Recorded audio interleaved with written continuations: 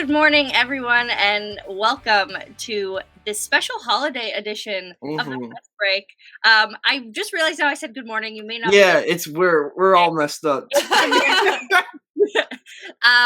Yeah, shout out to the team. I have to go and travel right after this, so they were super kind to record it early in the morning. But we are, about to take some break off for Christmas, and so is women's basketball for the most part. So today we decided that we were just going to go dive in to last Saturday's UConn versus USC battle, which was such a roller coaster of a game. I know Jamie was traveling a bit during it, so had to watch it after, but Tyler and I could see him on Twitter. Him and I were just like going nuts over it.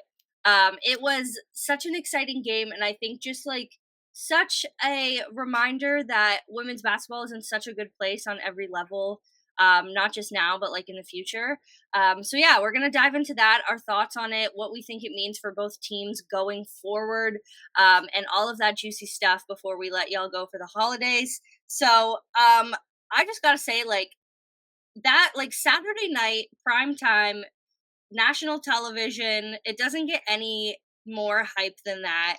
And I think they did a great job of, like, just like putting that on the stage because it is like such a marquee like women's basketball event, especially with it being Paige's last year. Like this is like one of the last times we're going to see this matchup in particular. But oh man, it was so good. Like I had a blast watching it. I was a little sad going into the half because I was like, oh, I wanted such a closer game. And then UConn they finally sat up in their seat. Yeah, they was trying to hoop. And they were like, Chelsea needs a game. So then they stepped up and it ended up being really close at the end, which honestly was all I wanted. I was like, I just want a battle. I just want, some like edge of your seat action. So excited to hear what you both think and what your like takeaways were from it. Yeah, I know for me, like to your point, like this game has literally been hyped up since the summer.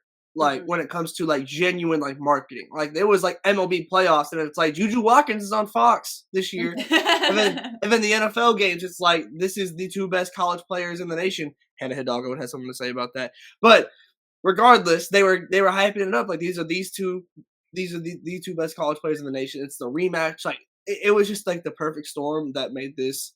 What might end up being like I haven't seen like the viewership statistics or anything at the point of recording this, but like this is probably going to be one of, if not the biggest games in the entire season. Like it'll probably end up rivaling like Final Four games and stuff. Like with the marketing, with the way that the social medias looked, where like it just felt like everyone was watching. It was like one of those type of nights on Twitter where it's like everyone is locked in on the same thing. So just from like a women's basketball perspective and just like the sport winning, like it was fantastic. And I think the biggest win of it all was the fact that, and we're going to dive into this more, I'm sure, but just to briefly touch on it, is the fact that Paige and JuJu were not shying away from guarding each other either. And when we've had so much discourse about the watchability of basketball, more so on the men's side in recent weeks and the ratings and whatnot, it was fantastic to see basketball fans, just like general basketball fans being like, this is real hoop, And so from that perspective, before diving into any of the game itself, like that was what meant the most to me, was just like, this game had literally as much hype as it possibly could have.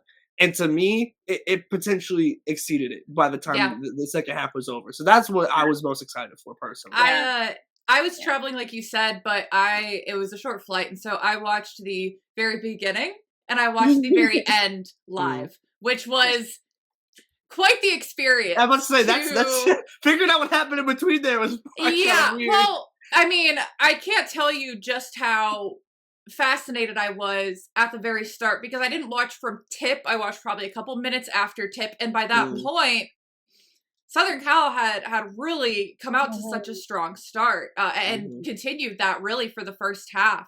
And so to tune in and be like, oh, excuse me, like it's a 9-0 lead right away on UConn's court, and to see how that happened was really interesting. And then to get connection and say, oh, we got a game. And to watch the very end was crazy. But then in between, obviously, just to have looked at the box score and things like that and say, oh, these are exactly the kind of things that I was interested to see, that I was hoping to see, especially on the USC side. I'm thinking assist numbers specifically. I was fascinated by that. And to be frank, I didn't really have as strong of a take on the show because I tried to stay, fairly central, more analytical. I thought that UConn had the game. I thought that UConn was going to win, and I thought there was a chance it wasn't going to be pretty. And USC did what they had to do to make it fully not the case, like to make it UConn playing from behind. And I was really, really impressed with the way in which they did that. And like you said, Tyler, to do that on that kind of stage, it was a great weekend for hoops. I mean, I'm thinking on Friday, having back-to-back games on FS1 with the Bay Area Classic was super cool too. So just to be able to like sit in a hotel and know, oh yeah, I don't have to pull everything up on my tablet. Like I've got it right here on TV for me. And so that was really cool. The one like minor complaint I have as far as like guarding and things like that was that there was a lot of times in that game where there was like long sequences that, I mean, on the one hand, I'm cool with like, oh yeah, let them play ball, but like there wasn't an arm bar or like a hand check called the entire game. And the refs it's a pet peeve of mine because for me, all I want is like, first of all, consistency in officiating, which it actually was fairly consistent as far as what was called and what wasn't called. But I've read the rule book like a lot of times at this point because I gaslight myself into thinking I must not know how the rules work. And that's just not the case. Things just aren't called. If you're guarding someone on the perimeter and you have your arm bar up, if you're watching on video, I'm demonstrating, or if you're not watching video, I was demonstrating. You tell she's a coach's kid? The demonstration and everything. The demonstration, and Jody comes through sometimes, but that's a foul every time, and it's never called. And so it just drives me a little bit nuts. But that's not so much to do with that game. It's just like on that big of a game, like that's the little things I'm gonna lock in on. But I digress as far as that goes. Like it was a great game. It was so well played. Getting to go back and watch like what happened from the start to the end and see, okay, what occurred here in this in-between part was like so fun. Yeah, I think like obviously there's so much to be impressed by in this game. One of the things I was so impressed by was Sarah Strong. Like even if UConn lost, I thought she played so well, and it's just like so much farther along than the average freshman. Like I think she's taking the freshman of the year race and just like running with it at this point. But also just like, especially at the end, she gets fouled. She has to go for those free throws. Obviously, she misses. I think it was 2, right? She missed 2 out of 3. It was for sure the second one was on purpose. I think the second one was the best intentional miss I've seen in a long time. And they had a timeout. Or the third one was literally flawless. Yeah. They had a timeout. So, they didn't take the timeout. Like to be able to that we'll get into that. But like the fact that she was able to like help this team come back, and it was all like there was a lot of factors to this team coming back, but like the fact that Sarah Strong is a freshman on this very intense UConn team and is able to like step up to the moment in so many of these games. Like last game I think she had like 29 or 27 points, and like she's just like, I look at her and I'm like, she just plays pure basketball. Like I was looking at her stats the other day, and like just such a like a loaded average stat line across the board. Is just like she's that kind of dynamic forward that is like so important in the front court, but can also shoot from distance and do all the like defending and all of that stuff. And I'm just like, she's a freshman. Like, no, she's really good. The willingness to shoot the three is also just super intriguing because we just haven't like obviously like forwards have dominated women's basketball since like the inception of women's basketball. Like it's just like that's like obviously there have been really really good guards, but ultimately championships have been won by forwards. But we haven't really seen. We've seen forwards that can shoot the three. We haven't seen forwards that willingly take the volume of three that Sarah Strong does at an elite like superstar like caliber of talent. So I'm interested in just like obviously at the current moment she's just insanely good, right? But even in like the long term of women's basketball, we like Sarah Strong can be a like a kind of a flagpole in the timeline of women's basketball where it's like we saw a shift here when it comes to potential 3-point volume with forwards. So that's just something in general I'm very interested in monitoring.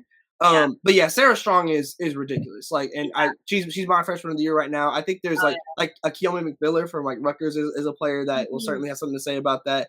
Like, there's other players across the nation that like I don't think it's a done deal yet, but certainly I don't think there's any doubt that Sarah Strong's in the lead. I will say though, the freshman on USC is a massive point here because obviously getting Kennedy Smith back is massive just from a defensive perspective, but also Avery Howell and Kaylee Heckle coming off the bench. Like to me, like this game, the superstars both did their thing. Like the two duos did their things respectively.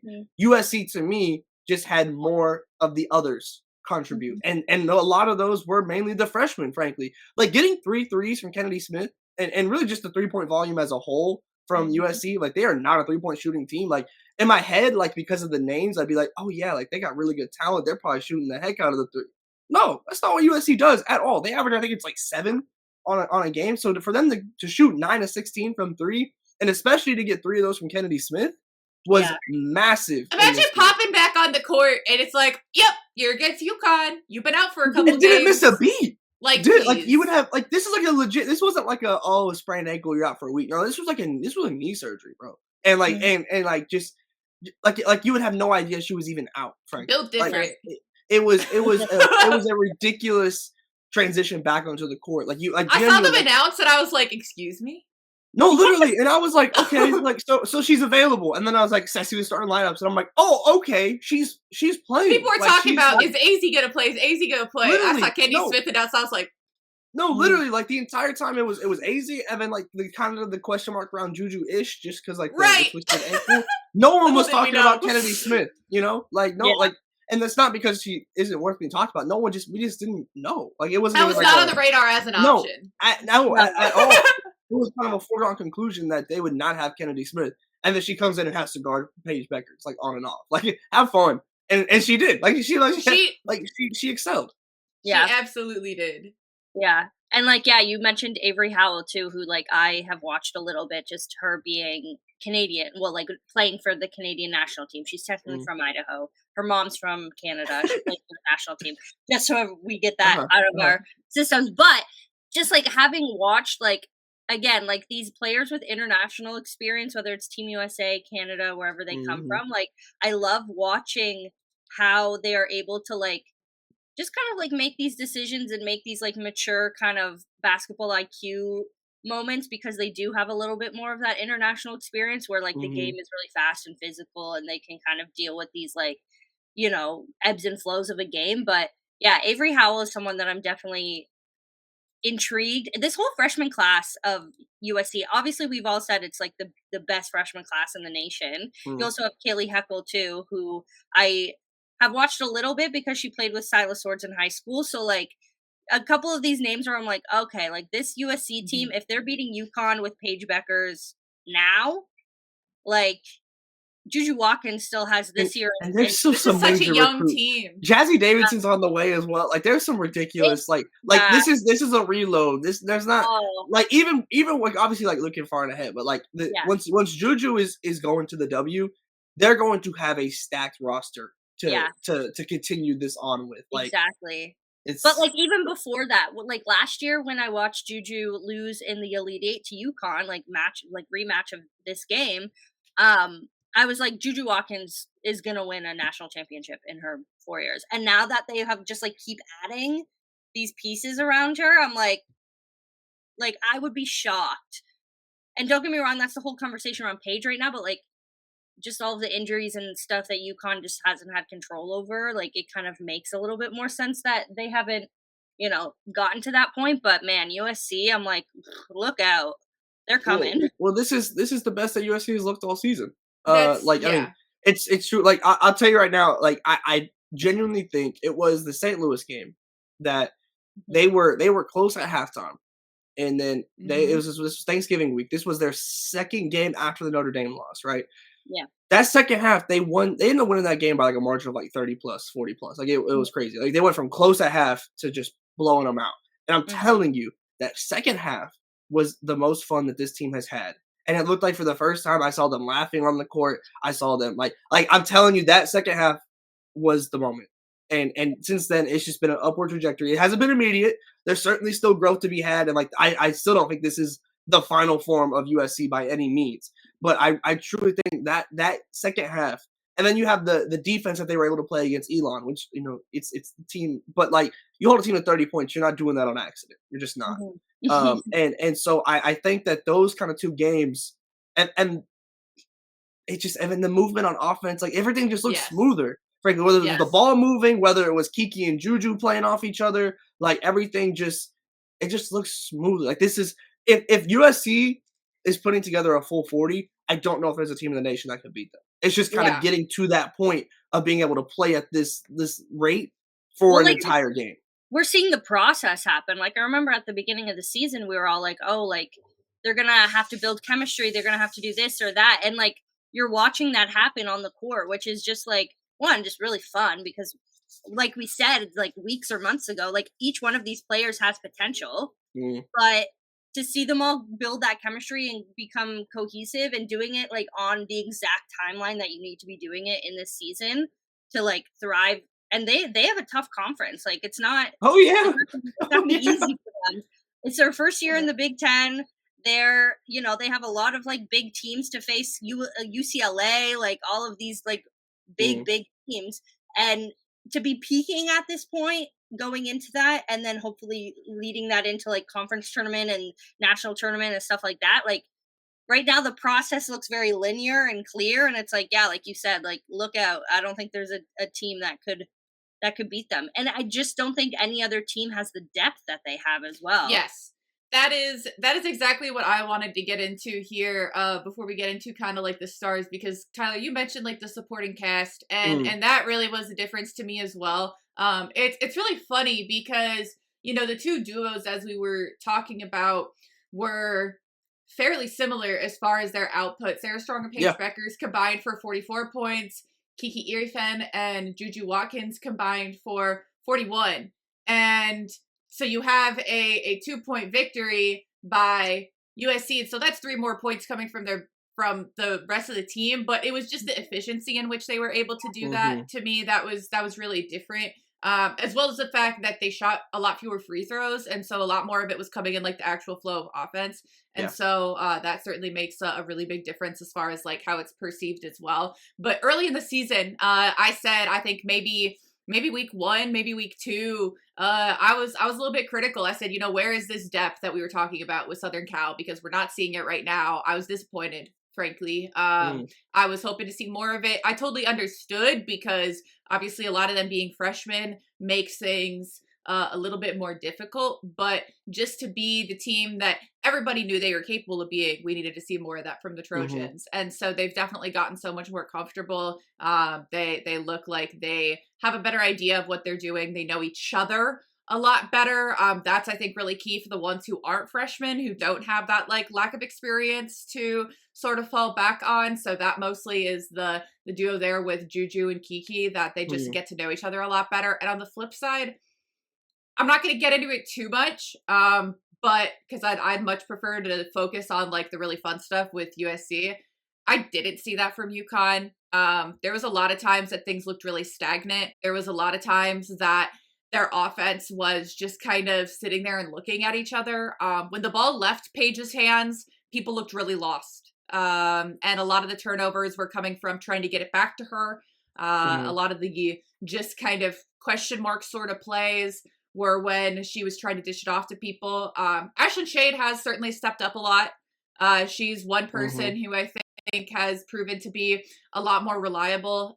Did have 3 turnovers, but part of that is going to happen when you have the ball in your hand more. Excuse me, that was Caitlin Chen. Only 1 turnover for Ashlyn Shade. So no, I mean she's continuing to stay pretty efficient. 4 steals, pretty impressive too. Yeah, no, that ain't. But it's that definitely is a little bit concerning as far as UConn goes, and we're not going to see a whole lot more of that test for them. They're going to have a couple non-cons, but this is it.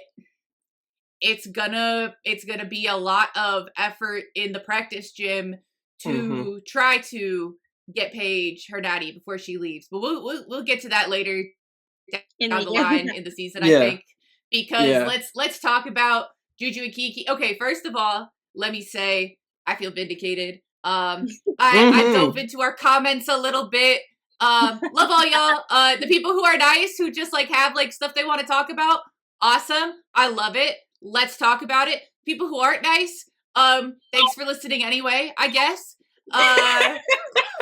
Viewership numbers. Listeners a listener, viewers a viewer. I did see someone who said that when we were talking about JuJu's efficiency and especially like her passing, her assist numbers, one of the points I saw was, well, she's not a point guard. And okay, but she does have the ball in her hands. If nothing else, she's an initiator. If you don't want to call her a point guard. That's exactly it. And so I'm not saying she has to be the one bringing the ball at the floor, but she's the one who has the ball in her hands a lot. And so it's been kind of a battle of, to me, a lot of it is shot selection, and we saw some of that a little bit in this game still, where there was one point where I posted, whoa, like this is the connection we've been looking for, the movement from USC. And then the next two possessions, I think I know exactly what part you're talking about. Had contested pull-up jumpers where she was doubled on two consecutive possessions, and I was like, I said I'm ascending, and then I said my feet are back on the ground. But look, it's a process. Yeah. But no, on the whole, I mean.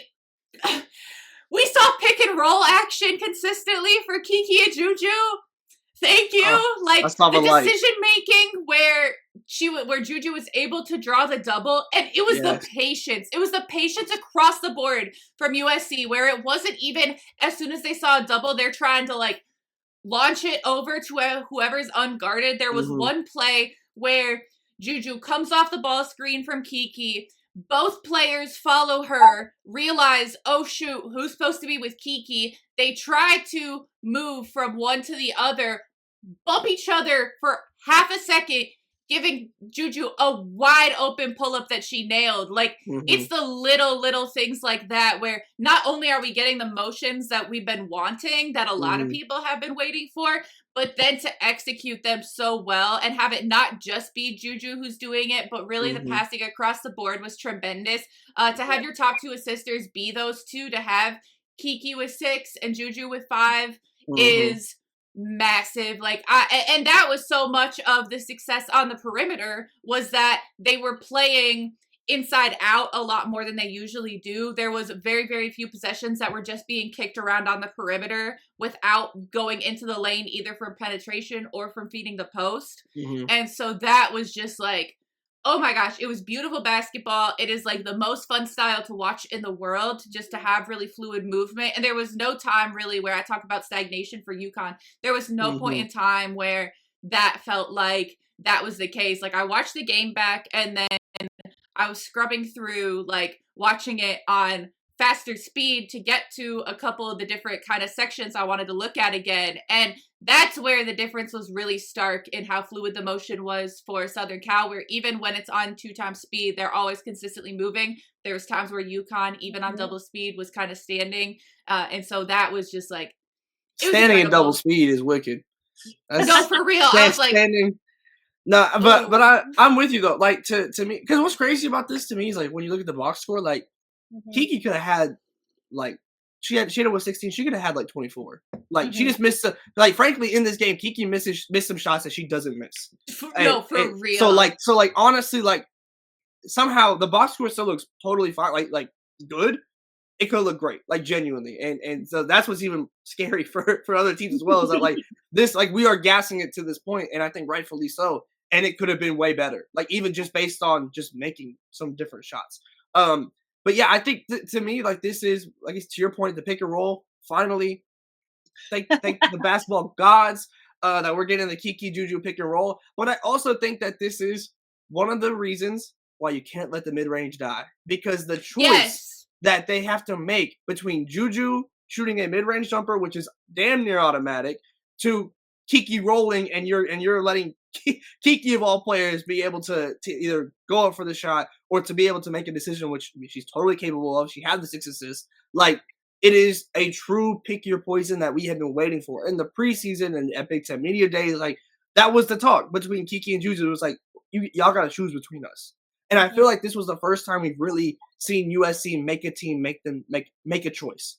Right. Every other game so far, like the Notre Dame game, especially when you're thinking about like the kind of top 5 teams that they've been able to play, like this is they didn't make Notre Dame make any choices in that game to me. They made them make choices constantly in this game against UConn, which it was exactly what you need to do. And then look how it opened it up for the other players as well when they were swinging the ball around, whether it was getting it to Rhea in the middle and maybe she was the one that was up and down to Kiki, or if it was swinging around for the perimeter shots. Like this is the closest that we've gotten to seeing USC at the point that we want to see them at, and what we feel like they can be like on paper. And then like to your point, like just thinking about the UConn side, like my worry about UConn is that we've asked the same question now multiple times. Because we asked this, we had this conversation after the Notre Dame game. And Notre Dame's defense, like USC is not a bad defense, but they are not Notre Dame's defense. And so with Notre Dame, you can be like, okay, maybe this was Notre Dame causing this, right? Now, like we've seen it against another top team. It's UConn. It's a UConn problem. And I don't know exactly what that solution is, but it's a problem. And it's the stagnation is just not great. And at some point, and I'm not even blaming Paige for this, but there has to be a flip to switch at some point. There has to kind of be a breaking case of emergency where Paige just kind of demands the ball to me, and not even necessarily in like a shooting way, but just allowing Paige to be the decision maker. Yeah. And like I said, we've had this conversation before. And if you are going to have her play off ball, which isn't inherently wrong by any means, there just has to be more of intentional movement, intentional whatever it might be, if you are going to play her off ball. And that's where that intentionality is where I feel like we're missing with UConn. Well, right now. and I feel like to me it's like they're trying to make it so that some of the weight is off Paige and trying to get the rest of the team involved, because the issue is for them to be the very best they could be, Paige needs more help. Unfortunately, it seems that against top competition, they've proven they're just not there. And so you can't change that in season. You can only allow people to step up as much as they're capable of. And so your ceiling now may be with Paige mostly taking over the game, which isn't super fair to her. And I mean, people want to talk about, who she is as a player, how she is. I'm not even going to get into draft stuff. Like that's way down the line. But right now she is still, to most people, the number 1 pick. A lot of that is also because she is not being put in the best position to succeed right now. Like that's just the facts. And also, like I said, I wasn't going to get into it. Draft class. Like we're not talking about National Player of the Year. We're talking about who's coming out this year. So anyway, right. Away from that. But it's, I don't know, the UConn stuff is very strange to me. It's obviously when you have a lot of injuries, that's going to hamper stuff significantly. It's really hard to get a flow.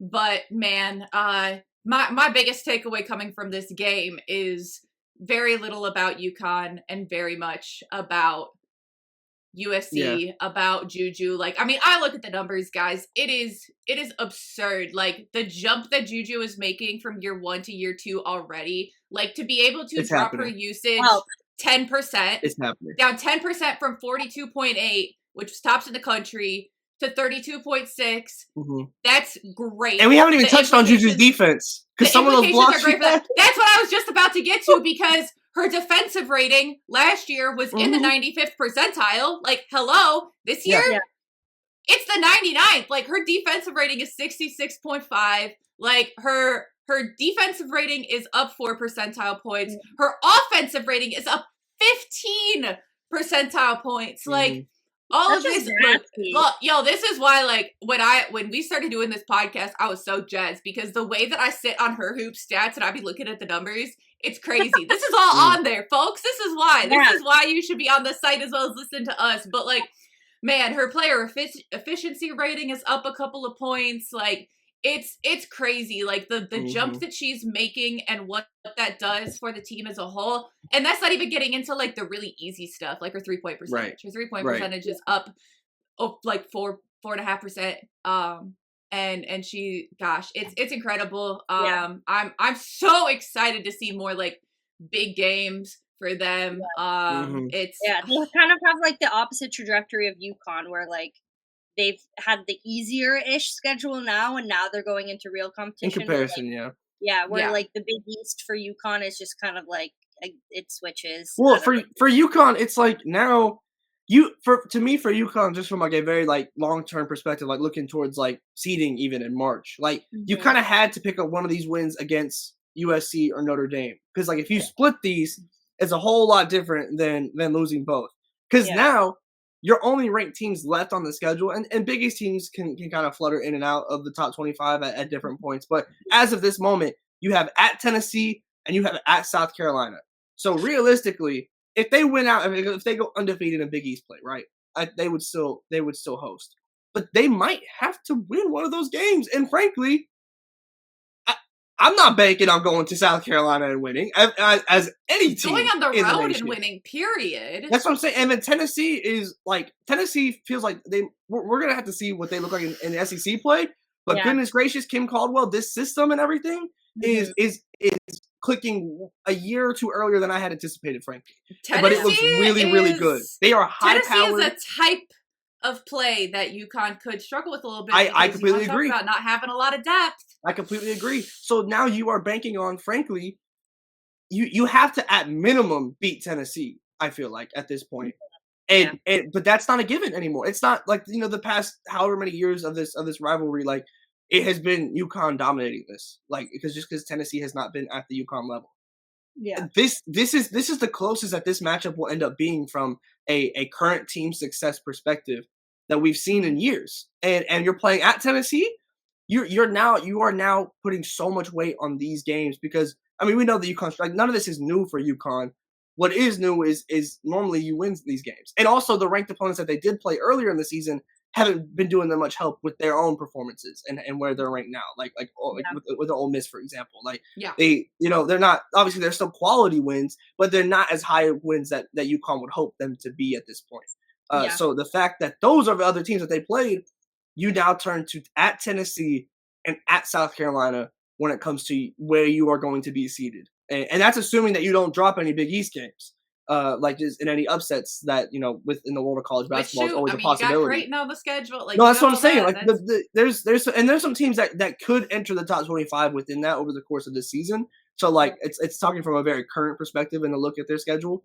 But UConn, like they are banking on they have 2 ranked games left. That's it at this current moment, and that is what's going to take for them to still hope. Like there is very, very little room for error for this UConn team going forward. The margin's slim. Yeah. Yes. It's which is not normal for UConn, frankly. Yeah. It's a new world out there. New world, definitely a new era of college basketball for sure. And like going back briefly to Jamie being on her hoop stats a lot and combing through the numbers, I gotta say I've been spoiled by her hoop stats because now when I try and go and look at like men's stats, like wait, where's for real? We were talking about a statistic the other day, like a group of us on the road, and I was like, oh, I know that's on her hoop stats. And they're like, Jamie, we're talking about men's basketball. I was like, oh, I can't help you. I'm trying to do my Raptors coverage, and I'm like, oh, let me go look at this. And then I'm like, wait, I don't have that. Anyway, so men's basketball getting the boot. Something for the girls. Something for the girls, exactly. Wild.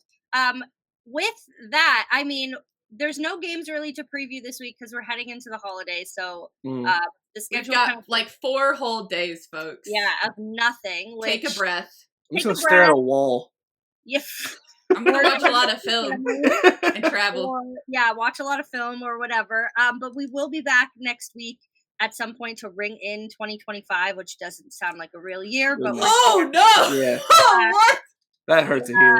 That's rough. It just doesn't seem real. It's still 2016 in my head. Best year. But anyway, we will see you next week. Thank you so much for watching.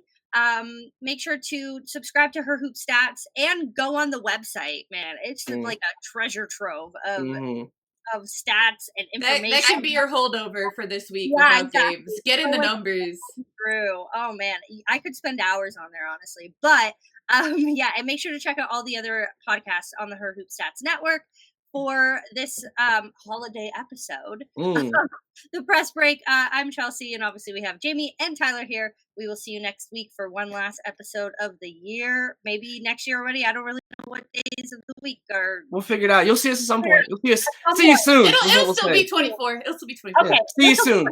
Okay, then we will see you then. Have a great holiday season.